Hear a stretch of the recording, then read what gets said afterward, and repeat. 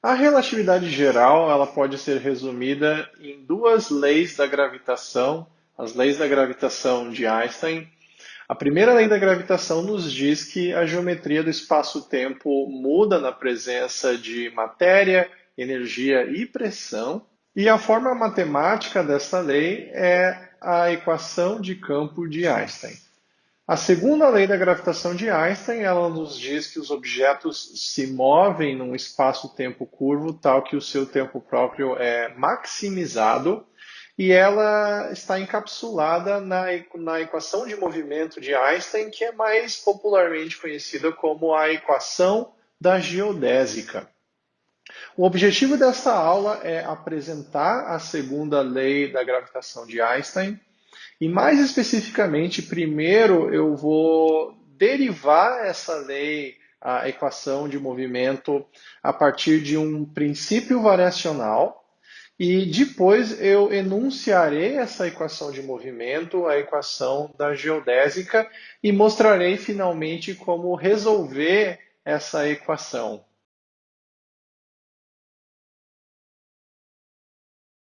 Para derivar a equação de movimento de Einstein, nós precisamos utilizar um princípio que eu chamo de o princípio do máximo envelhecimento.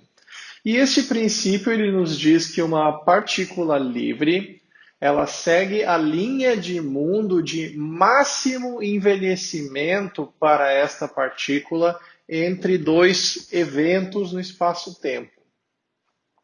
Este princípio do máximo envelhecimento é, na verdade, um princípio variacional. E ele pode ser enunciado de uma maneira mais precisa, mais rigorosa, da seguinte forma: ele nos diz que a linha de mundo de uma partícula livre é aquela que maximiza o tempo próprio entre todas as possíveis linhas de mundo que essa partícula poderia percorrer entre dois eventos quaisquer. E matematicamente isso corresponde a extremizar o tempo próprio da partícula, como mostrado na equação aqui no slide. Uma linha de mundo que obedece a esse vínculo a gente chama de geodésica. E é por isso que, ao impor este vínculo de maximizar o tempo próprio de uma partícula, nós vamos derivar como resultado da aplicação desse princípio variacional na relatividade geral. Ele vai nos ensinar qual que é a equação de movimento que uma partícula descreve num espaço-tempo curvo. O princípio do máximo envelhecimento ele é uma das duas principais ferramentas da relatividade geral neste curso. A primeira ferramenta é a métrica do espaço-tempo, que nós já estamos utilizando, nós temos utilizado essa primeira ferramenta ao longo do curso até agora, e agora nós vemos a segunda principal ferramenta, que é esse princípio variacional, o princípio do máximo envelhecimento, que nós utilizaremos agora. Comecemos revisando o princípio variacional como visto na mecânica clássica. Comecemos considerando uma partícula que está nesse diagrama espaço-tempo, indo do ponto A até o ponto B, percorrendo um certo caminho no espaço-tempo. Perceba que essa partícula ela poderia tomar infinitos possíveis caminhos para percorrer a trajetória entre os eventos A e B. Por exemplo, a partícula ela poderia seguir esse caminho aqui, ou então ela poderia seguir esse caminho aqui até chegar até B, ou quem sabe esse outro caminho aqui, ou até vamos imaginar um caminho como esse mostrado aqui.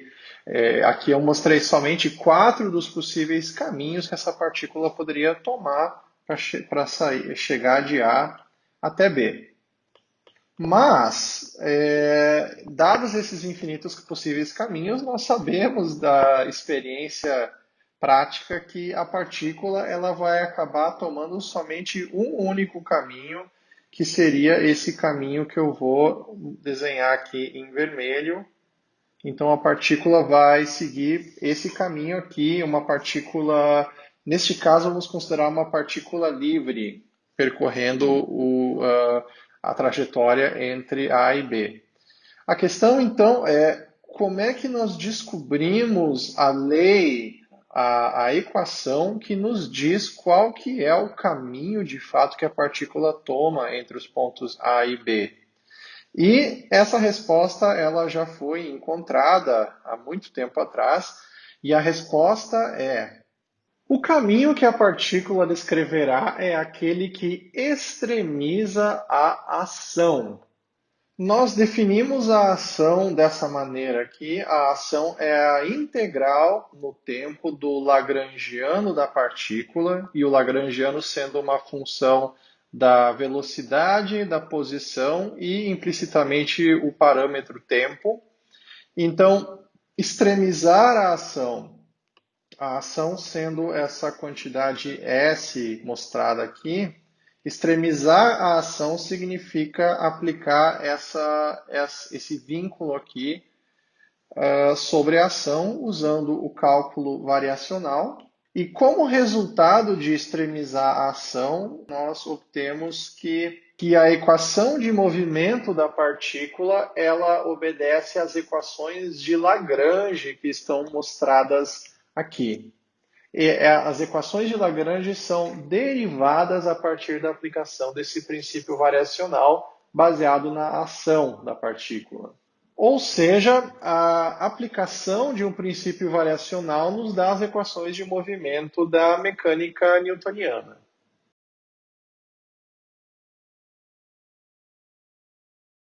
Vejamos agora qual que é o roteiro para se aplicar o princípio variacional que eu descrevi antes, o princípio do máximo envelhecimento, para se derivar as equações de movimento de uma partícula na relatividade geral. Em primeiro lugar, nós precisamos obter o que é o tempo próprio medido pela partícula ao percorrer o caminho entre os eventos A e B. E o tempo próprio ele é definido por essa relação, que o quadrado do diferencial do tempo próprio é menos o elemento de linha. Nós tomamos então a raiz quadrada disso aqui e nós vamos então colocando então agora a métrica e as coordenadas que nós estamos usando para descrever o espaço-tempo. Nós podemos, portanto, escrever o tempo próprio dessa maneira aqui, como nós já vimos anteriormente. Para encontrar, então, para passar do diferencial do tempo próprio para o tempo próprio medido pela partícula, nós temos que, portanto, integrar desde A até B esse d tal.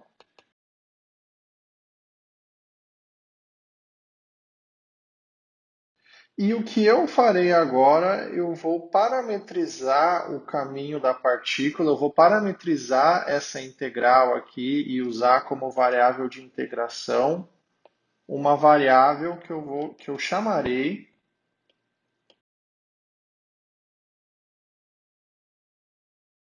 sigma. Então eu coloco aqui, introduzo esse parâmetro da linha de mundo sigma, que vai servir esse sigma aqui como uma variável de integração. Eu introduzirei agora duas definições que vão nos ajudar no resto dos nossos cálculos.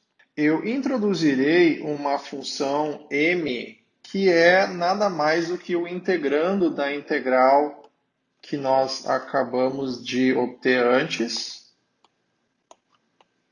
Então, esse integrando nós podemos escrever dessa maneira aqui. E notando que essa parte aqui dessa função, dessa nova função m, ela nada mais é do que d tal ao quadrado sobre d sigma ao quadrado, tudo isso aqui, raiz quadrada de tudo isso aqui. Então, essa função m, que é o integrando que eu acabei de definir, vai poder ser escrita em função do tempo próprio e desse novo parâmetro sigma dessa forma aqui. É a derivada do tempo próprio em relação a esse parâmetro arbitrário sigma, que eu introduzi aqui. Uma outra função, uma outra definição auxiliar que eu introduzirei agora é que eu vou definir que a derivada de uma certa coordenada, a derivada, por exemplo, da coordenada x-alfa em relação a esse parâmetro sigma, eu chamarei de x-alfa'. É simplesmente uma definição conveniente que vai ser uma notação que vai nos ajudar de agora em diante nos cálculos. Usando essas definições, nós podemos escrever, portanto, o tempo próprio como a integral de a até b de d sigma dessa função m que nós acabamos de derivar, x', já usando toda a notação, x' parametrizada pelo sigma. E aplicando o princípio variacional aqui, vocês percebamos em primeiro lugar que essa integral aqui, a maneira como eu escrevi o tal, ela está exatamente igual, na forma dessa expressão, ela está análoga à expressão que nós vimos antes na aplicação do princípio variacional na mecânica clássica. E analogamente ao que nós fizemos na mecânica clássica, nós fazemos agora que nós extremizamos o tempo próprio agora, e o resultado dessa aplicação desse princípio variacional, do princípio do máximo envelhecimento aqui, vai dar também as equações de Lagrange. As equações de Lagrange resultam desta aplicação do cálculo variacional. Agora nós substituímos o lagrangiano por essa função m. Nós substituímos as derivadas temporais, que o tempo era o parâmetro, no caso da mecânica clássica que nós vimos antes, nós substituímos por este parâmetro sigma. E assim nós obtemos as equações de Lagrange também aqui. E da mesma forma que a aplicação do princípio variacional na mecânica clássica nos dá as equações de movimento de uma partícula na mecânica newtoniana, aqui as equações de movimento da relatividade geral estão encapsuladas nessas equações de Lagrange aqui.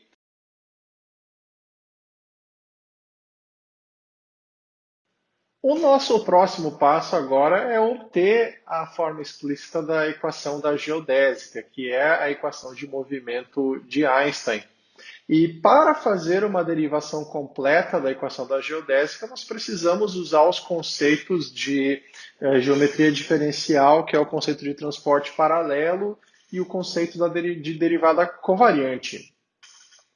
Porém, como neste curso nós não vimos esses conceitos em detalhes nesta disciplina, o que nós faremos ao invés disso eu aplicarei essas equações de Lagrange num espaço-tempo curvo, eu aplicarei para uma métrica simples, escolhida que ela seja simples o suficiente para nós aplicarmos as equações de Lagrange.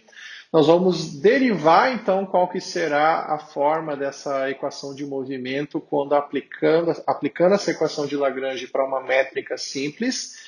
E a partir desse resultado, nós vamos induzir a forma geral da equação da geodésica. Consideremos o espaço-tempo relativamente simples, descrito pelo elemento de linha mostrado. Este espaço-tempo ele corresponde a um buraco de minhoca, e esse caso particular ele corresponde a uma geometria que é não física. Porém, eu escolhi induzir as equações da geodésica usando essa métrica porque ela é relativamente simples. E percebamos que a única diferença em relação à métrica do espaço-tempo plano é a presença desse b ao quadrado aqui, nesse coeficiente multiplicando esse elemento de ângulo sólido aqui. A métrica correspondente nós podemos escrever dessa forma. Então basta ler, como nós já vimos, basta ler os coeficientes do elemento de linha.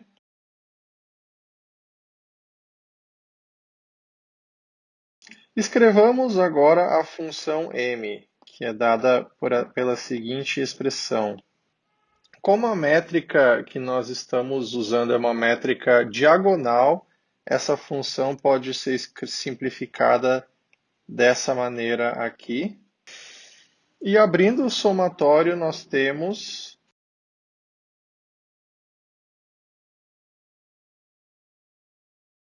lendo os valores dos elementos da métrica a partir da matriz que está logo ali em cima, nós finalmente podemos escrever essa função m da seguinte maneira.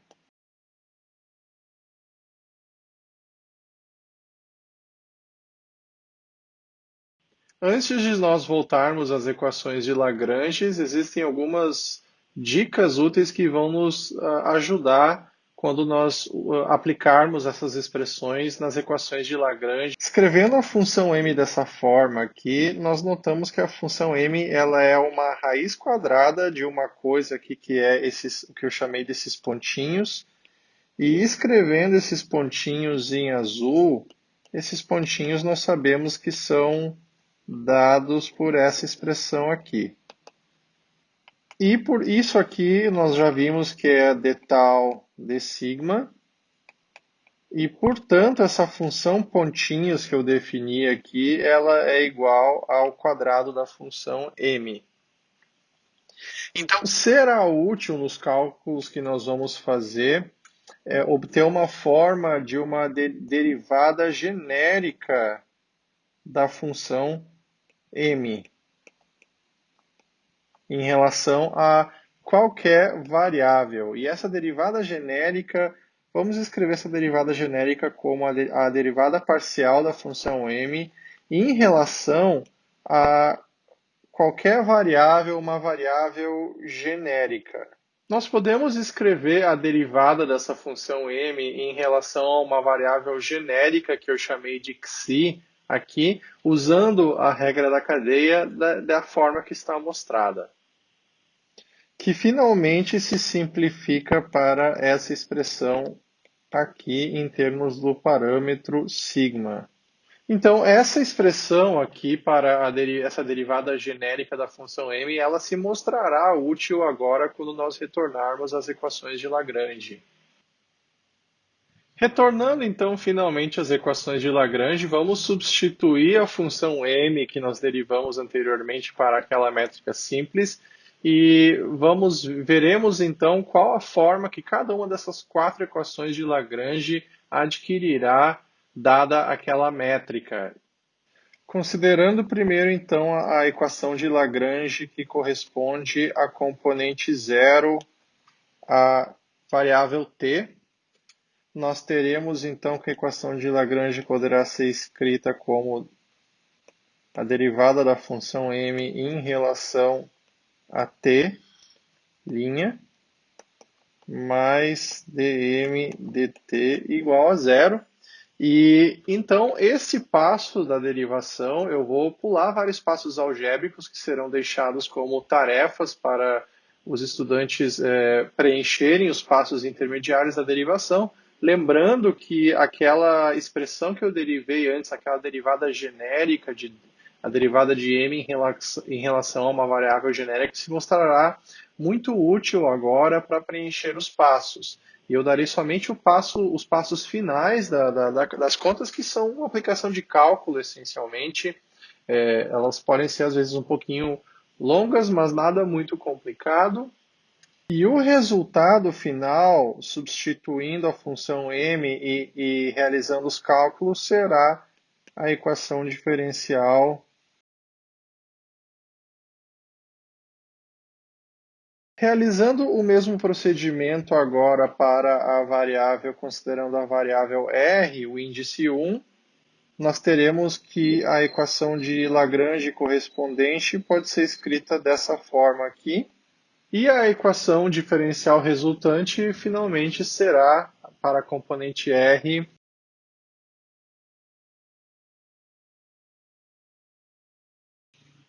para as componentes θ e φ, ou seja, para as componentes numericamente, as componentes 2 e 3, nós teremos então que as equações de Lagrange correspondentes se simplificarão para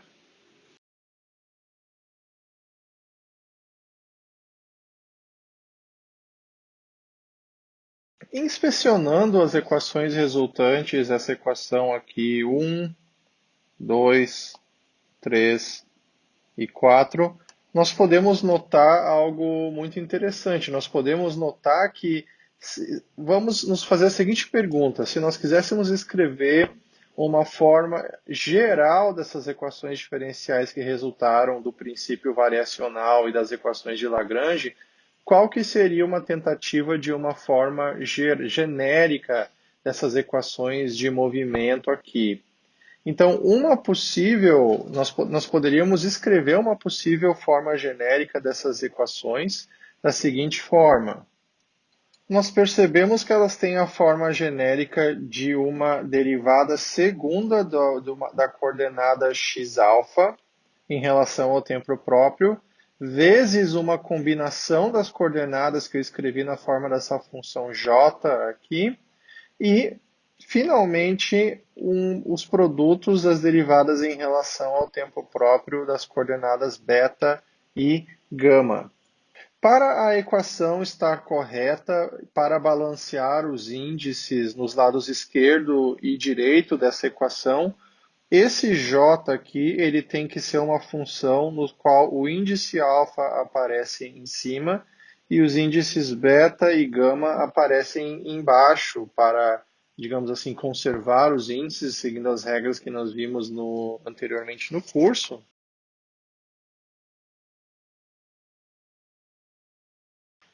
Finalmente, a equação resultante, a equação de movimento genérica no espaço-tempo curvo, nós induzimos que ela pode ser escrita dessa forma aqui, que nós chamamos de equação da geodésica,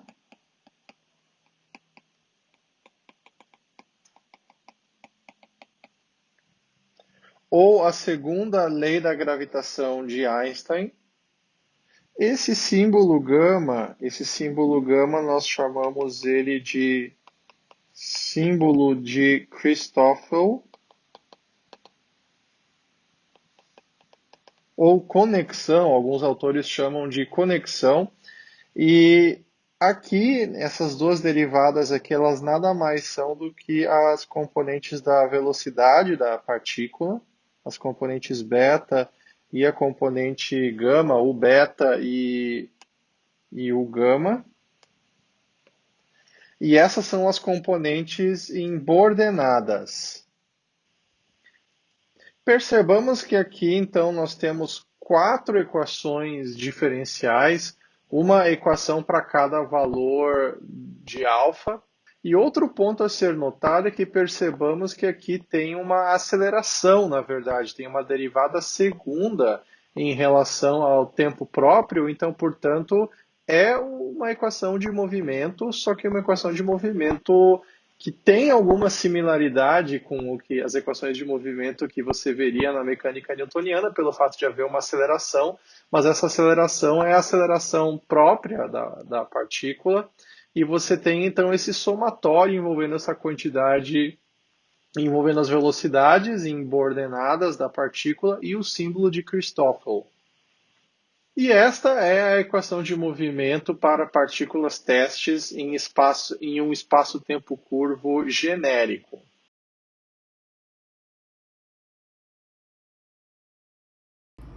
Nós podemos ver na equação da geodésica que o símbolo de Christoffel serve como a conexão entre a velocidade da partícula do lado direito da equação e a aceleração da partícula. Portanto, é importante conhecer melhor esse símbolo e como calculá-lo. Então, veremos agora algumas das propriedades do símbolo de Christoffel e como, de fato, calcular ele explicitamente.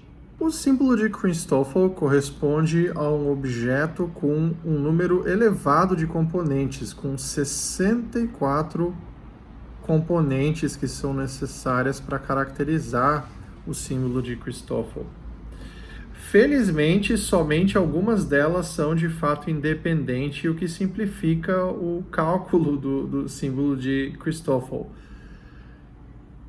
Olhando a equação da geodésica, se nós olharmos a equação da geodésica aqui, nós vemos que se nós pegarmos e nós trocarmos, se nós permutarmos os índices beta e gama nessa equação, a equação permanece absolutamente a mesma, a equação permanece invariante. Portanto, a lição que nós obtemos aqui é que o símbolo de Christoffel ele é simétrico com relação a uma troca dos índices beta e gama nos índices inferiores. Então, essa identidade ela é válida. O símbolo de Christoffel, nós veremos daqui a pouquinho que ele é uma função da métrica e das derivadas da métrica em relação às coordenadas. Como nós podemos fazer para calcular o símbolo de Christoffel? Existem duas maneiras. A primeira delas é, se você dispor das equações de movimento obtidas de alguma forma, você pode colocar as equações de movimento da partícula na mesma forma da equação da geodésica que vimos antes e ler os valores das componentes do símbolo de Christoffel diretamente das equações de movimento. E a segunda maneira é calcular diretamente a partir da métrica, e nesse caso você pode fazer o cálculo analiticamente, e o que muitos profissionais fazem, ou relativistas e relativistas numéricos fazem, é usarem programas, rotinas que fazem esse cálculo para você, e de fato existem rotinas que fazem o cálculo, por exemplo, no matemática, em Python, existem rotinas que fazem o cálculo do símbolo de Christoffel a partir da métrica.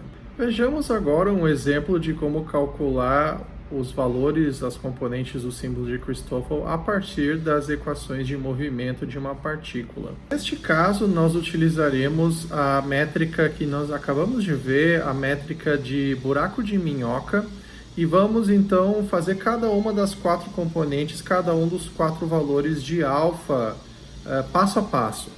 Começando então pelo alfa igual a zero, nós já calculamos a partir das equações de Lagrange que a primeira equação de movimento ela pode ser escrita dessa maneira aqui.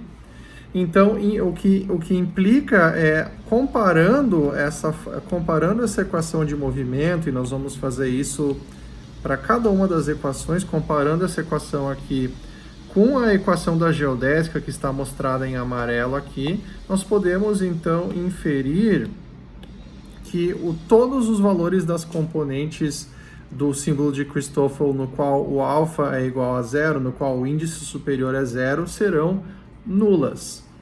Portanto, nós teremos aqui o alfa t, beta, gama, zero para todos os valores de beta e gama aqui.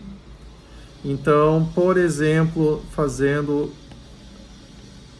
a gama t r φ igual a gama t r θ igual a gama t φr e assim por diante, todos esses valores aqui serão zero. Então, esse caso do alfa igual a zero é trivial.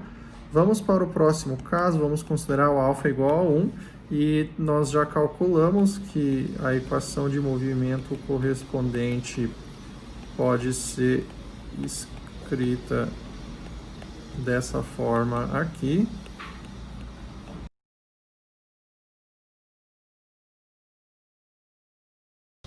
E nós podemos perceber que essa equação ela possui no lado direito as derivadas de θ e φ em relação ao tempo próprio.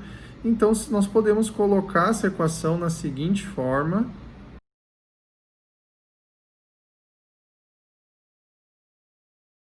E colocando a equação nessa forma, nós vemos que esse valor aqui, nós lemos esse valor desse coeficiente aqui, nós vemos que esse valor da componente vai ser igual a menos R.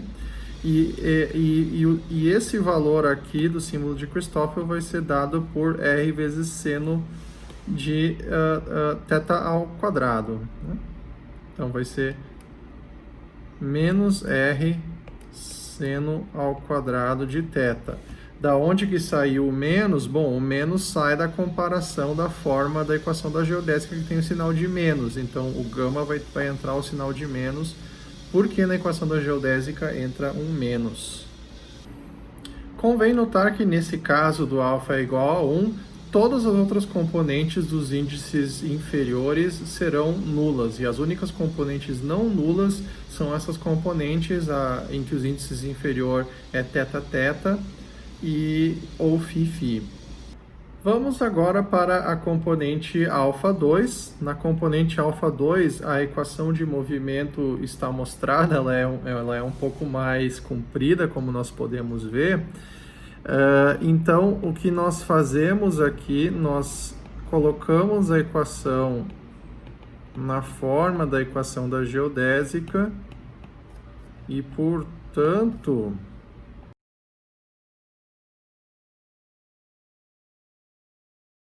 nós temos essa expressão aqui, e daí nós podemos ler que desse primeiro coeficiente, dessa derivada segunda de dφ em relação a tal, o valor do símbolo de Christoffel correspondente vai ser igual a menos seno de θ cosseno de θ, e a partir desse outro coeficiente aqui, este segundo termo, ele pode ser escrito da seguinte forma: ele pode ser escrito como menos r sobre b ao quadrado mais r ao quadrado dr tal de θ tal menos r b ao quadrado mais r ao quadrado de θ tal dr tal, devido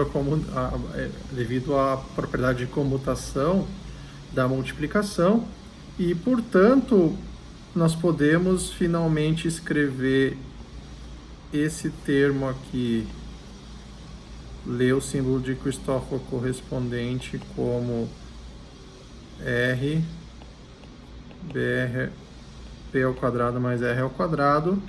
E daqui, bem, como nós já esperávamos, dada a propriedade da simetria, mas de qualquer maneira é interessante confirmar essa propriedade da simetria, que trocando os índices inferiores nós temos o mesmo resultado, mas nós já sabíamos disso, nós já tínhamos inferido que essa simetria dos índices inferiores do símbolo de Christoffel, mas é interessante confirmar essa propriedade, não é mesmo? E assim por diante, da mesma forma, esse cálculo pode ser feito para o valor de α13, e eu deixarei isso como um exercício para se fazer o cálculo para o valor de alfa restante. Ele segue exatamente o mesmo algoritmo que nós vimos. A expressão geral para o símbolo de Christoffel pode ser vista aqui na tela, e nós podemos ver que o símbolo de Christoffel se relaciona com o valor da métrica e com as derivadas da métrica em relação às coordenadas.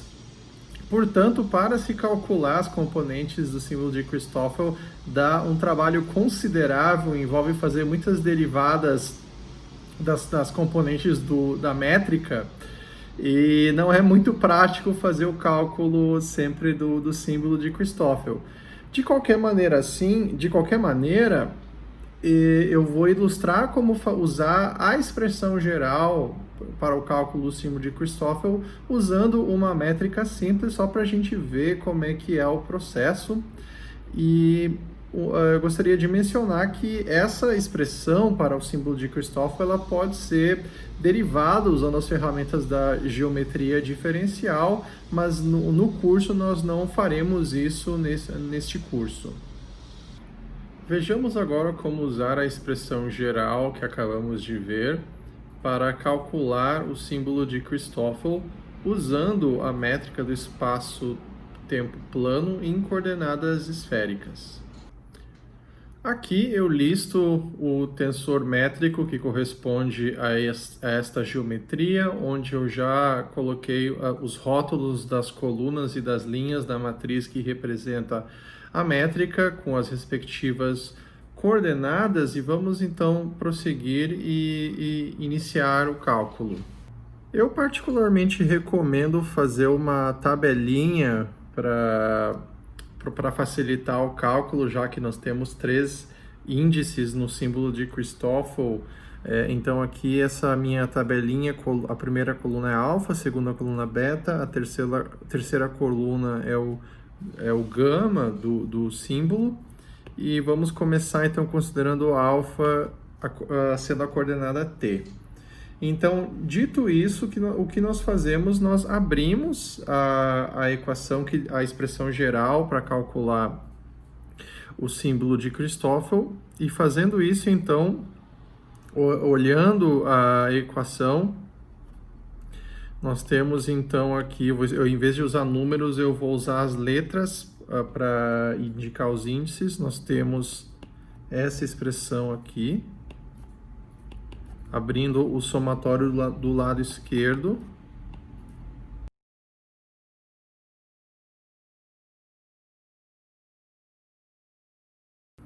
Eu sugiro fazer esse cálculo com calma, porque como envolvem o número de índices, ele é relativamente grande aqui, é fácil cometer erros nos índices, botar os índices onde não deveria. Então é importante prosseguir com atenção e calma ao tentar calcular analiticamente o símbolo de Christoffel. E nesse caso nós podemos notar algumas coisas nessa expressão que eu acabei de escrever para alfa t e deixando beta e gama genéricos, não especificados. E o que nós podemos perceber aqui, como a métrica ela é diagonal e esses termos aqui que eu marquei em amarelo, eles correspondem a esses termos da métrica que são zeros, o que implica aqui é que todos esses termos aqui serão zero.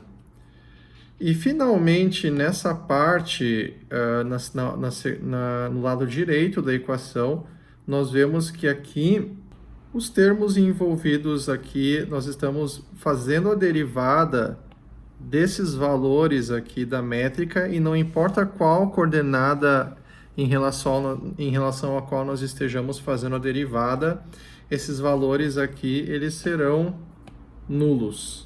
Então, esses termos aqui também são nulos. E, finalmente, em relação a esse último termo aqui, não importa qual valor da métrica, qual componente da métrica nós considerarmos, como o tempo não aparece na métrica, essa derivada sempre será igual a zero. Então, todos esses valores que eu marquei em amarelo aqui, eles se anulam, e nós acaba sobrando no cálculo somente essa expressão. Como o GTT é igual a menos 1, resta finalmente que as componentes com alfa t, não importa quais os valores de beta, sempre serão zero para todos os valores de beta e gama. Seguir no cálculo e considerar os valores do símbolo de Christoffel com alfa igual a R. Então, nós prosseguimos e nós montamos a equação correspondente. Primeira coisa, nós abrimos o somatório do lado direito, deixando por enquanto o beta e o gama não especificados e somente fixando o alfa igual a R.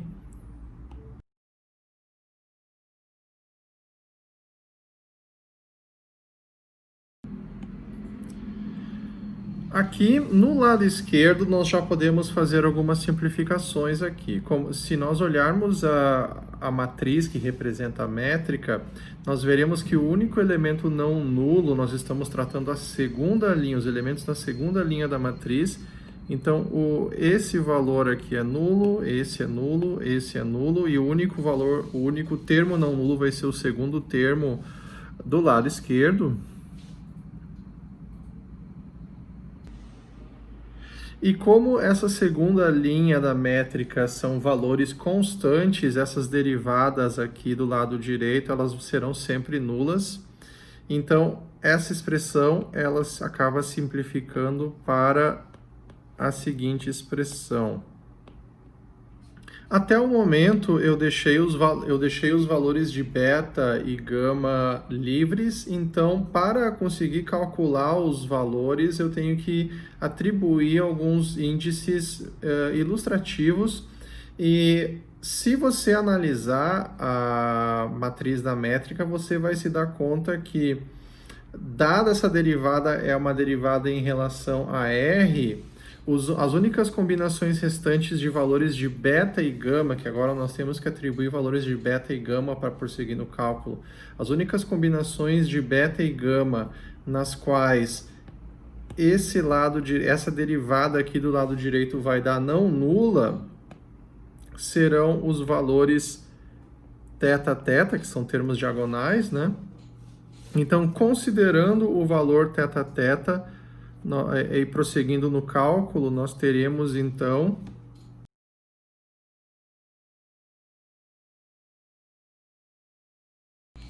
em seguida, nós consideramos o valor restante. Para fins de ilustração, eu vou prosseguir com o cálculo com um último valor de alfa nesse caso aqui, que vai ser, fazendo então a nossa tabelinha alfa, beta, θ, e agora vamos considerar o valor de θ. Então, novamente, nós prosseguimos escrevendo, abrindo a expressão da definição do símbolo de Christoffel. Temos que abrir o somatório, deixo o beta e o gama por enquanto não especificados.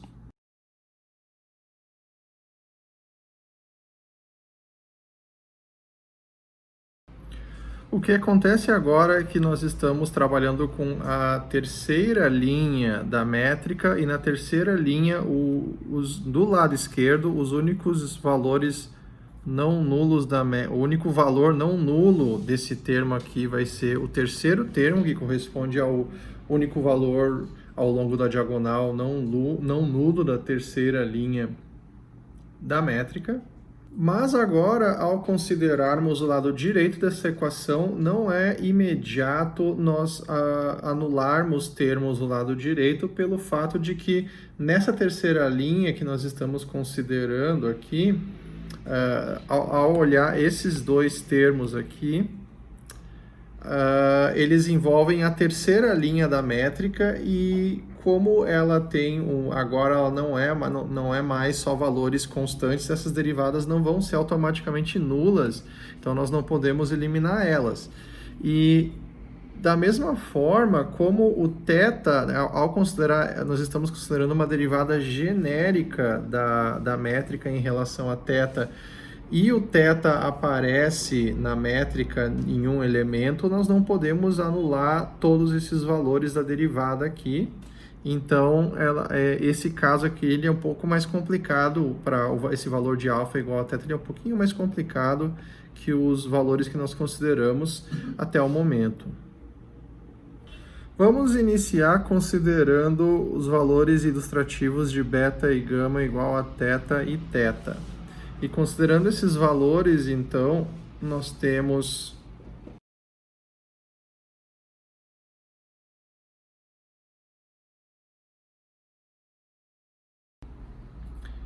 o que vai acontecer aqui é que esse termo aqui, essa derivada é nula, essa derivada é nula e essa derivada também é nula, e, portanto, a consequência vai ser que esse valor específico aqui da componente do Christoffel vai ser 0.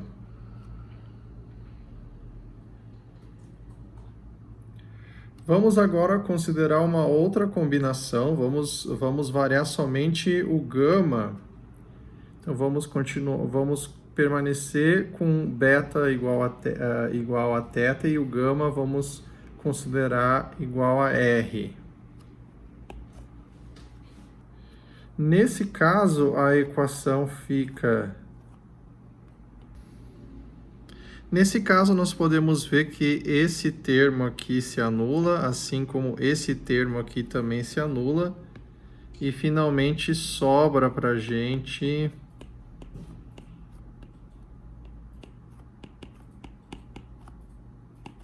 essa derivada aqui, ela dará igual a 2R, portanto, isso aqui é igual a R. E assim, esse termo aqui, ele vai dar igual a 1 sobre R. Bem, como exercício, eu sugiro, eu recomendo, então, praticar e vocês mesmos, então, calcular esse, para fins de exemplo, com o alfa igual a θ, o beta igual a φ e o gama igual a φ também, e daí, para verificar qual que será o valor resultante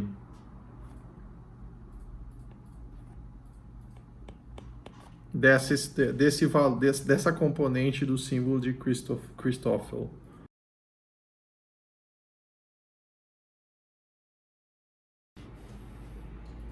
O tratamento anterior que nós vimos se aplica no caso de partículas seguindo linhas de mundo do tipo tempo, e como fazer quando nós estamos trabalhando com raios de luz, ou seja, com geodésicas nulas. Neste caso, nós não podemos parametrizar a equação da geodésica em termos do tempo próprio da partícula, porque para um raio de luz o tempo próprio é nulo. Nesse caso, como nós já vimos, nós temos que trocar o parâmetro da linha de mundo e usar o parâmetro afim.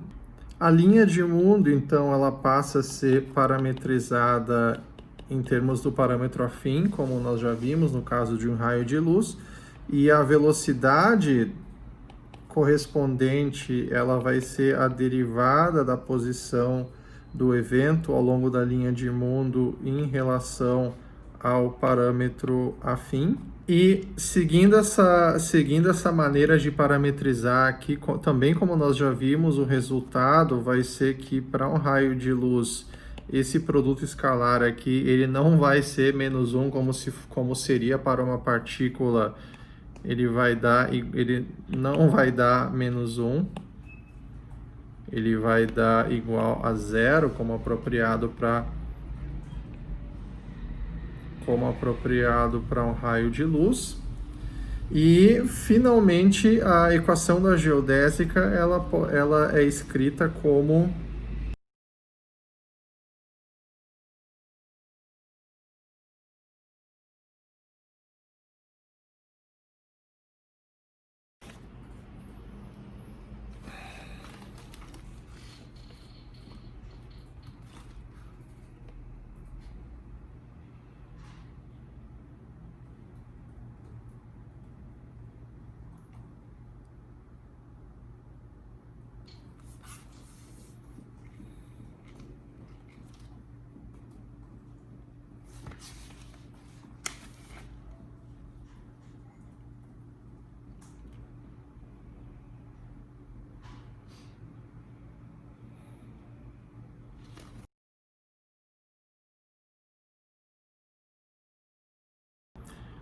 como nós devemos proceder para resolver a equação da geodésica e, portanto, obter como resultado o caminho de uma partícula ou de um raio de luz num espaço-tempo curvo. Bem, a equação da geodésica, as equações da geodésica, melhor dizendo, elas consistem de 4 equações diferenciais não lineares de segunda ordem acopladas. Então, esse sistema de 4 equações diferenciais deve ser resolvido. E para conseguir resolver o sistema de equações de geodésica, é necessário fornecer as duas condições iniciais, assim como na mecânica newtoniana, a posição inicial, o evento inicial da partícula e a velocidade inicial da partícula. E depois, resolvendo a equação, você terá como resultado, então, o caminho que a partícula percorrerá no espaço-tempo. Existem duas grandes rotas possíveis para se obter a solução da equação da geodésica: a rota analítica e a rota numérica. Vejamos agora cada uma dessas rotas em um pouco mais de detalhe. É importante mencionar que só é possível obter soluções analíticas da equação da geodésica para pouquíssimos exemplos de espaços-tempos, e existem dois caminhos possíveis, duas subrrotas possíveis. A primeira subrota para se resolver analiticamente a equação da geodésica consiste em primeiro calcular todos os valores do símbolo de Christoffel e depois resolver as equações diferenciais resultantes tendo calculado o símbolo de Christoffel. E existe também um segundo caminho analítico, uma segunda maneira de resolver analiticamente a equação da geodésica, que é escrevendo as leis de conservação correspondentes ao espaço-tempo no que você está tentando resolver as órbitas de partículas e resolver essas leis de conservação. É essa segunda forma de resolver a equação da geodésica, esse segundo roteiro que nós vamos explorar neste curso em mais detalhe, a rota das leis de conservação. Já para se resolver numericamente a equação da geodésica, existem várias maneiras, você tem que implementar um integrador das equações diferenciais, e tem muitos pesquisadores que fazem essa resolução numérica, porque obviamente ela é muito mais rápida e eficiente, dependendo do caso, especialmente em casos astrofísicos. Então, por exemplo, a colaboração do Event Horizon Telescope resolveu numericamente a equação da geodésica na geometria de Kerr.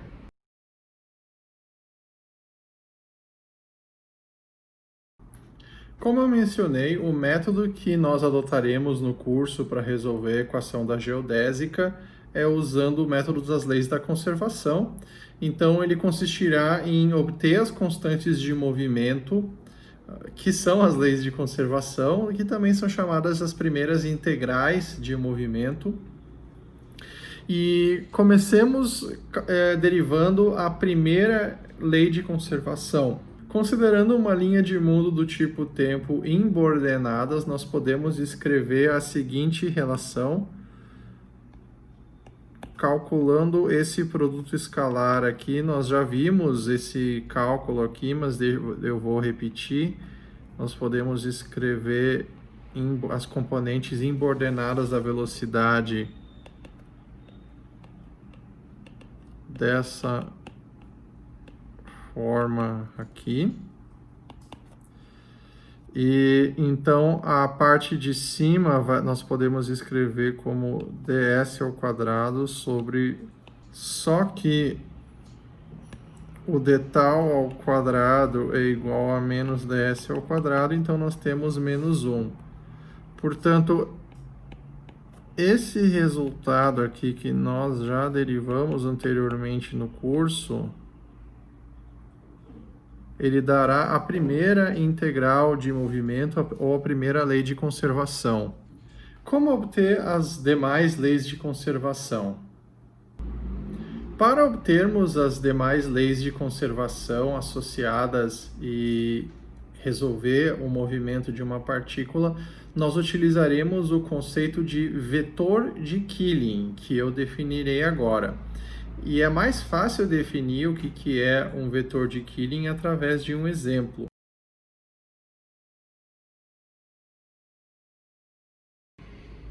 Se você estiver trabalhando com uma métrica, com um espaço-tempo no qual não aparece no elemento de linha ou na métrica a coordenada 1, uma coordenada arbitrária, vamos chamar de coordenada 1, então, nós podemos definir um vetor que está mostrado ali, o vetor xi, que a única componente não nula desse vetor é a componente associada a essa coordenada e o valor dessa componente, desse vetor, é unitário. Esse vetor xi nós chamamos do vetor de Killing associada a essa simetria da métrica. E, neste caso, haverá uma quantidade conservada ao longo da geodésica que é dada pelo produto escalar do vetor de Killing com a velocidade da partícula. Este procedimento do vetor de Killing nos dá, portanto, um poderoso algoritmo geral para se obter as leis de conservação associadas às simetrias de um determinado espaço-tempo. Concluindo, nós temos o seguinte algoritmo baseado nos vetores de Killing para resolver a equação da geodésica. O primeiro passo consiste em inspecionar a métrica, identificando as simetrias da métrica, ou seja, quais coordenadas que não aparecem na métrica. Cada coordenada que não aparecer na métrica corresponderá a uma simetria. Para cada uma dessas simetrias, monte o vetor de Killing associado, seguindo a definição de vetor de Killing que eu dei anteriormente. O próximo passo é, para cada vetor de Killing, você deve obter a lei de conservação associada ao vetor de Killing.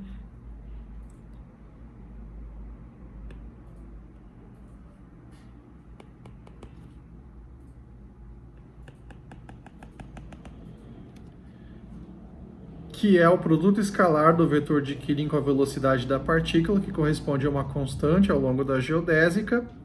O próximo passo é usar o produto escalar da velocidade com ela mesma como uma lei de conservação adicional, que será -1 para partículas ou 0 para raios de luz. E, finalmente, seguindo esse algoritmo, do passo 1 até o 4, você terá uma lista das equações que correspondem às primeiras integrais, às leis de conservação da sua partícula, e você deve agora resolvê-la para entender o movimento resultante dela nesse espaço-tempo curvo que você estiver considerando. Uma pergunta que pode surgir é qual que é a origem desse procedimento baseado em vetores de Killing associados às simetrias do espaço-tempo e que dão origem a leis de conservação. De onde que vem esse método? E eu gostaria de fazer uma breve digressão aqui sobre a origem desse método. Ele, na verdade, ele vem da aplicação de um teorema muito poderoso que chama-se Teorema de Noether. E esse teorema, num curso de mecânica clássica, ele já foi aplicado. Por exemplo, na mecânica clássica, o teorema de Noether nos garante que associadas simetrias do Lagrange, cada simetria do lagrangiano possui uma lei de conservação associada. Então, por exemplo, se o seu lagrangiano, se o tempo não aparecer na expressão do lagrangiano explicitamente, tem uma lei de conservação associada. E que lei de conservação é essa? É a conservação de energia. Se o seu lagrangiano não apareceu uma determinada coordenada, se ele for simétrico perante a deslocamentos envolvendo uma certa coordenada, a consequência é que vai ter um momento associado àquela coordenada conservado. E isso é uma consequência do teorema de Noether. E na relatividade geral acontece algo muito parecido. Neste caso, a função que assume um papel análogo a um lagrangiano aqui na teoria é aquela função m que nós vimos na aula anteriormente, nós vimos lá atrás na aula.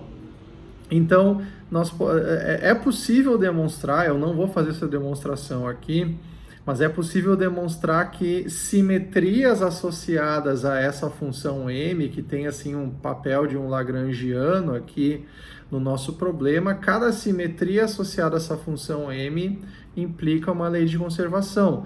Só que simetrias afetando essa função m, que nós definimos anteriormente, correspondem a simetrias da geometria do espaço-tempo, da métrica. Então, por isso que esse método ele tem uma base teórica calcada no teorema de Noether.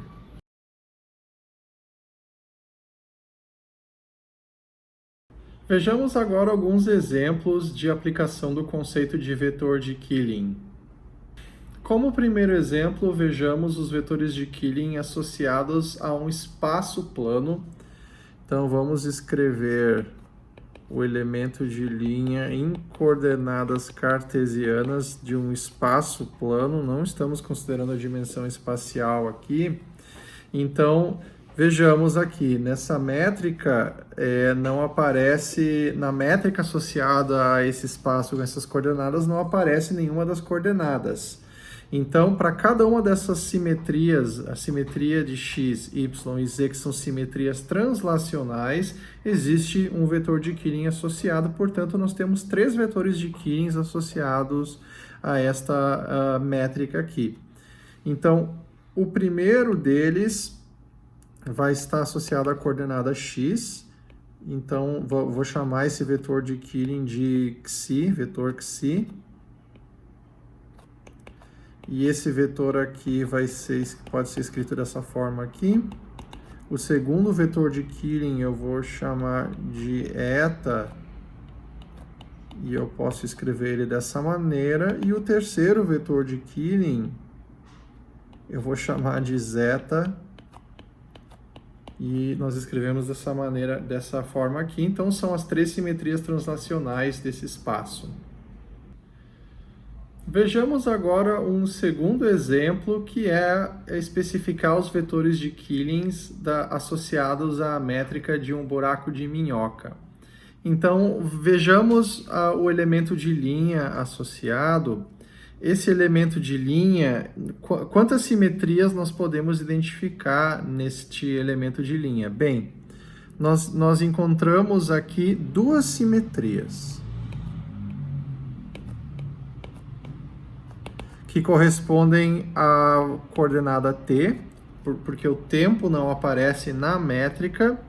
Nós vemos que o R aparece, nós vemos que o R aparece através do R ao quadrado, nós vemos que o θ aparece através do seno ao quadrado de θ, mas daí tem uma segunda simetria, que é a simetria envolvendo a coordenada φ. Então, nós podemos escrever 2 vetores de Killing. Eu vou chamar o primeiro vetor de Killing associado à coordenada t. Eu vou escrever ele dessa maneira aqui. E o segundo vetor de Killing associado à coordenada φ, posso escrever dessa maneira aqui. Como nosso último exemplo da aula, vejamos como aplicar todo o algoritmo para resolver as geodésicas usando vetores de Killing para esta métrica simples aqui, em somente 2 dimensões, 2 coordenadas t e x.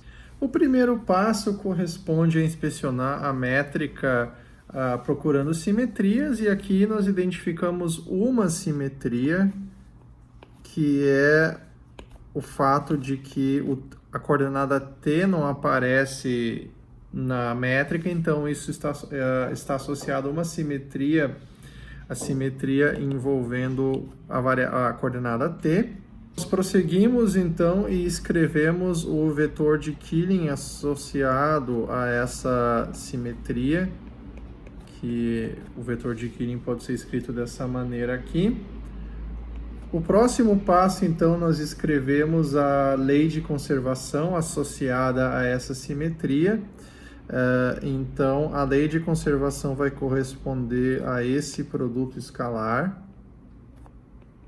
Esse produto escalar aqui, ele corresponde a uma constante. Então, vamos montar essa lei de conservação aqui. Vamos abrir essa equação. Então, nós temos aqui esse produto escalar. Em ordenadas, esse produto escalar pode ser escrito dessa forma aqui. E dado a métrica aqui, nós abrimos esse produto escalar, ele é igual a menos x ao quadrado. Então, abrindo esse somatório, nós teremos então que o primeiro termo vai ser menos x ao quadrado dt de tal, mais 1 vezes, bom, aqui então o G11, o valor é igual a 1, porém o Xi1 é igual a 0 e o U1 é igual a dx de tal, né? Então isso aqui vai dar igual a 0, então portanto acaba sobrando essa expressão aqui. Então, portanto, nós temos a nossa primeira lei de conservação, que eu vou chamar então a constante de um C maiúsculo. Seguindo adiante, então, nós encontramos a outra lei de conservação, e a próxima lei de conservação ela pode ser escrita dessa maneira aqui para uma partícula, né, através desse produto escalar. Lembrando que as componentes embordenadas da velocidade da partícula podem ser escritas dessa forma aqui. Então, nós utilizamos nós abrimos essa segunda lei de conservação baseada nesse produto escalar da velocidade da partícula, e em embordenadas esse produto escalar pode ser escrito dessa forma aqui em termos da métrica, e portanto nós teremos então que o primeiro termo deste somatório ele vai ser dado por menos x ao quadrado dt d tal ao quadrado, e o segundo termo vai ser dado por dx d tal ao quadrado.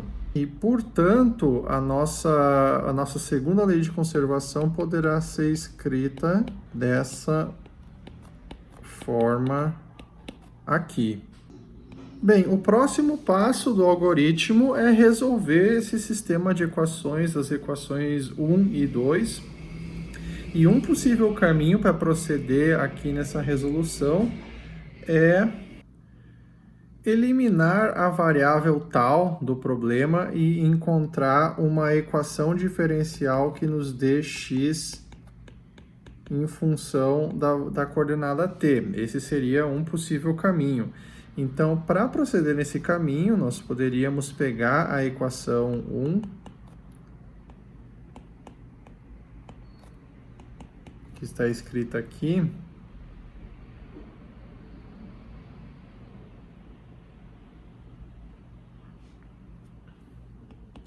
e nós então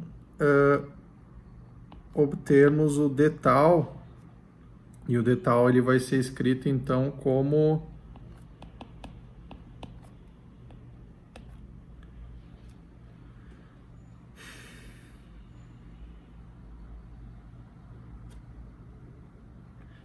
pode ser escrito dessa maneira aqui.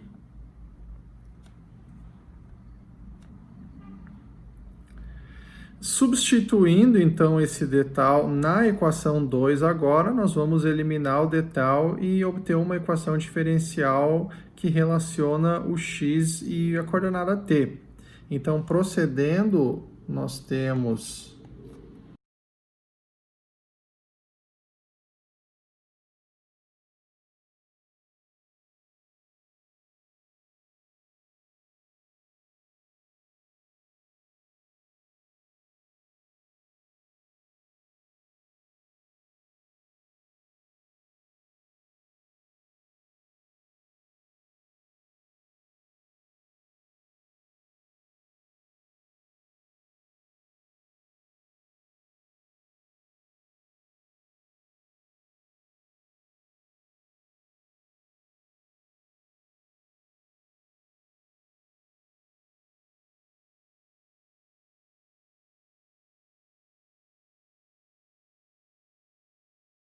Então, esta acaba sendo a equação diferencial que relaciona x e t, e nós só precisamos resolver essa equação para desvendar a geodésica descrita por essa partícula nesse espaço-tempo.